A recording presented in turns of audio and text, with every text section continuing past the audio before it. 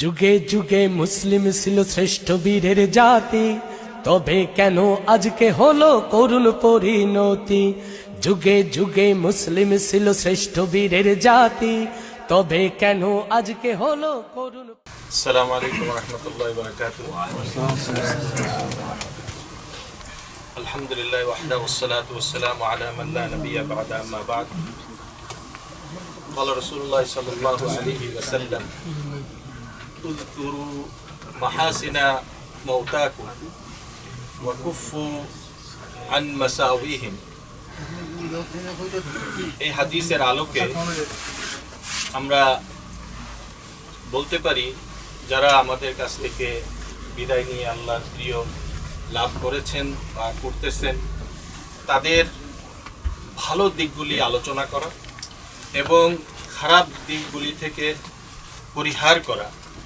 হযরত আব্দুল্লাহ ইবনে আব্বাস রাদিয়াল্লাহু তাআলা আনহু থেকে হাদিসটি রওয়ায়াত। সেই অনুপাতে সেই হিসাবে আজকে আমরা সকল উলামায়ে কেরাম এবং অন্যান্য নেতৃবৃন্দ এখানে সমবেত হয়েছি। আয়োজক হিসেবে হযরত মাওলানা প্রফেসর মহিবুর রহমান সাহেব মাদানী একাডেমির পক্ষ থেকে আমাদেরকে এখানে আহ্বান করেছেন। আমরা সকলেই আল্লাহর শুকরিয়া আদায় করি এবং তারও শুকরিয়া আদায় করি এবং তার সাথে যারা আছেন সকলেরই আমরা শুকরিয়া আদায় করছি। এখানে আমি আসলে হুজুরের কোন দিকটা বয়ান করব বা বলবো এটা এখনো খুঁজে পাই নাই, কারণ হুজুর একজন মুদারিস ছিলেন, একজন হুজুর সাধক ছিলেন এবং একজন হুজুর মুনাজের ছিলেন, একজন বাতিলের বিরুদ্ধে শক্তভাবে কথা বলতে পারে এরকম এক ব্যক্তিত্ব ছিলেন। এবং শেষ পর্যায়ে এসে হুজুর রাষ্ট্রীয় পর্যায়ে কথা যেভাবে বলতে হয় সেভাবে হুজুর বলছেন এবং বলতে বলতেই হুজুরের মৃত্যু হয়েছে। তো এই জন্য হুজুরের প্রত্যেকটা দিক যদি আমরা স্মরণ করতে চাই, সবাই আমরা হুজুরের প্রত্যেকটা দিক দিয়ে আলোচনা করতে পারবো। হুজুরের যে দরজটা আছে, লেখাপড়ার জীবনে যেটুকু আমি দেখেছি, আমি 1979 সালে চিটাগাঙে গিয়েছি। আমার লেখাপড়া শুরু এবং শেষ চট্টগ্রাম। আমি ঢাকাতেও পড়াশোনা করি নাই বা করাচিতেও আমি লেখাপড়া করি নাই। আমার লেখাপড়ার শুরু জীবন হাটাজারির গ্রাম, মেখল গ্রাম থেকে মুফতি ফয়জুল্লাহ শাহ হুজুরের বাড়িতে গিয়ে গাছের তলায় আমার লেখাপড়া শুরু হয় এবং শেষ হয় হাটাজারি মাদ্রাসাতে। এটাই হলো আমার শিক্ষা জীবন।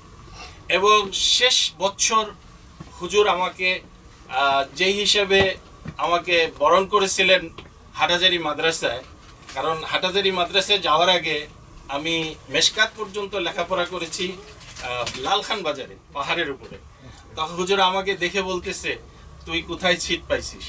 আমি বললাম, হুজুর ওই ৫ তলা মুফতি কিফায়াতুল্লাহ সাহেবের যে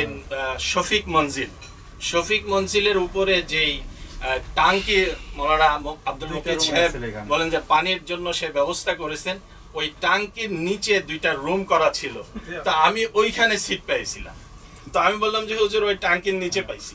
হুজুর মাঠে দাঁড়ানো, একটা তাল গাছ ছিল ওই সামনে দাঁড়ানো। তো তখন বলল যে তুই পাহাড়ের থেকে আইছিস, তো পাহাড়েই তোর জায়গা হয়েছে। হ্যাঁ, এইভাবেই হুজুর আমার সাথে খুব হৃদ্যতার সাথে কথা বললেন।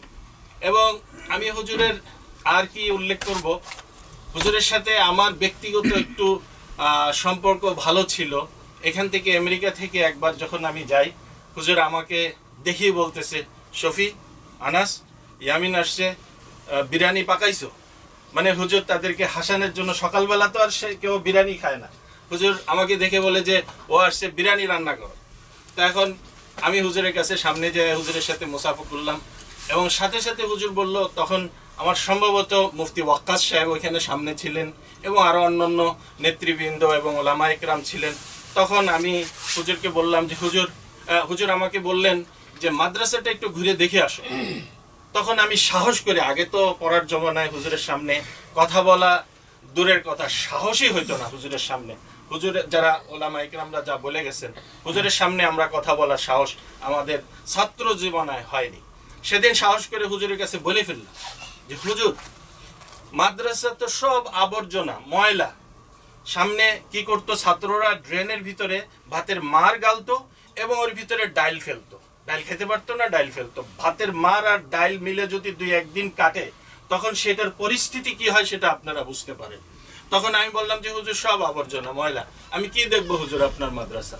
তো হুজুর আমারে বলে, আমি ছাত্র দিয়ে এই মাদ্রাসা পরিষ্কার করতে পারবো না, তুমি যদি কোনো ব্যবস্থা করো তাহলে আমি পারবো। আমি বললাম যে হুজুর ঠিক আছে, আপনি কিছু লোক রাখেন।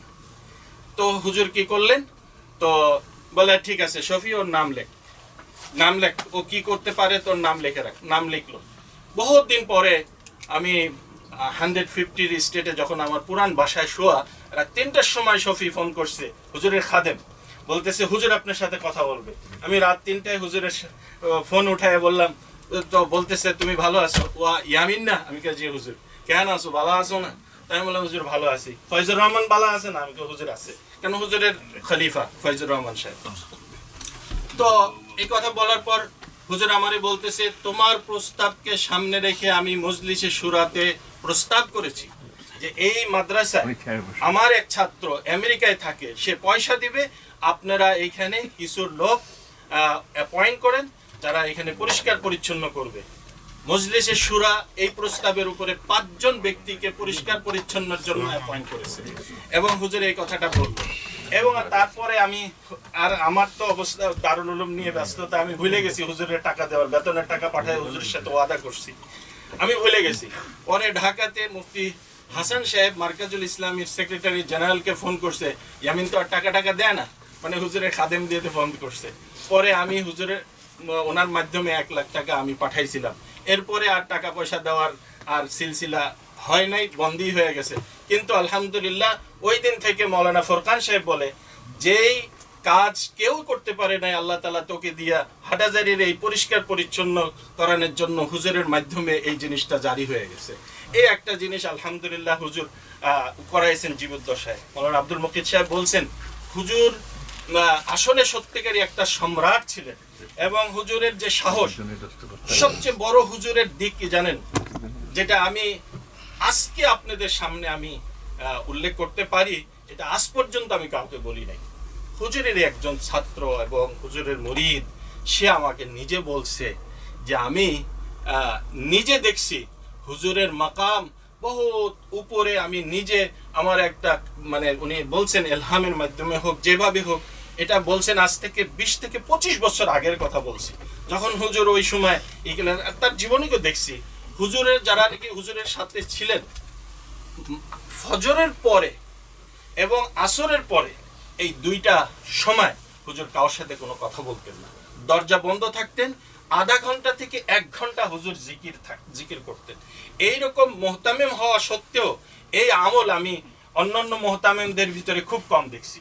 আরেকটা জিনিস আমি এখানে উল্লেখ করতে চাই, সেটা হলো হাটহাজারী মাদ্রাসাতে আমি যখন ছিলাম তখন মাদানী সিলসিলার 3 জন বুজুর্গ ছিলেন। হুজুর আসলে বয়সও ছোট ছিলেন, হুজুরের উস্তাদরাও তখন ছিলেন।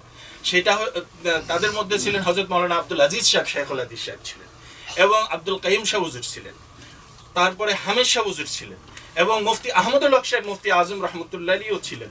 এই জন্য হুজুর নিজেকে প্রকাশ করতেন না, সবসময় ছোট বানায়। তো হুজুর দারুল উলুম হাটহাজারী মাদ্রাসায় হুজুর একটা জিনিস রেখে গেছে, সেটা অন্য কোনো ওস্তাদও রাখেন নাই, অন্য কোনো এই জিনিসটা কেউ লক্ষ্য করেন নাই। সেটা হলো মাদানী সিলসিলার যেই আজকার এবং মাদানী সিলসিলার যে ইসলাহি বয়ান, মাদানিয়তকে প্রতিষ্ঠিত করছেন আমাদের হযরত শেখুল ইসলাম হযরত মাওলানা আহমদ শফি সাহেব। এছাড়া এর আগে এই দিকে কেউ ধ্যান দেন নাই। হুজুরের ছাত্র অনেক, শেখুল ইসলামের ছাত্র অনেকেই ছিলেন, আব্দুল আজিজ সাহেব হুজুর রহমতুল্লাহ আলী ছিলেন, আহমদুল হক সাহেব হুজুরও ছিলেন, কিন্তু হযরত এই জিনিসটা মাদানী সিলসিলার যেই বায়াত সিলসিলার যেই এটা করে গেছেন হুজুর, এটা হুজুর ছাড়া অন্য কেউ করেন নাই। এই একটা জিনিস আমি হুজুরের জীবনে দেখছি। এবং আমি এখন আমার বক্তব্য শেষ করার আগে আপনারা শাইখুল হিন্দের জবানে হুজুরের জন্য দোয়া শুনলেন। আমি শাইখুল ইসলাম পাকিস্তান হযরত মাওলানা মুফতি তকি উসমানী সাহেবের আমি তার জবানে হুজুরের জন্য দোয়া করেছেন, সেটা আমি আজকে টেপ করে নিয়ে আসছি, আমি আপনাদের কাছ থেকে শোনাচ্ছি। আসসালামু আলাইকুম ওয়া রাহমাতুল্লাহি তাআলা ওয়া বারাকাতুহু। حضرت مولانا احمد شفیع صاحب کے وفات کی خبر بہت ہی صدمے کا باعث بنی. انا للہ و انا الیہ راجعون. حضرت مولانا احمد شفیع صاحب اللہ تعالیٰ ان کے درجات بلند فرمائے. ان کی خدمات نہ صرف بنگلہ دیش میں بلکہ پورے بر صغیر میں پھیلی ہوئی ہیں اور ان کے رتبے کے عالم اور ایسے اللہ والے کم ہی پیدا ہوتے ہیں. ان کی ذات ایک بہت بڑا سرمایہ تھی امت کے لیے.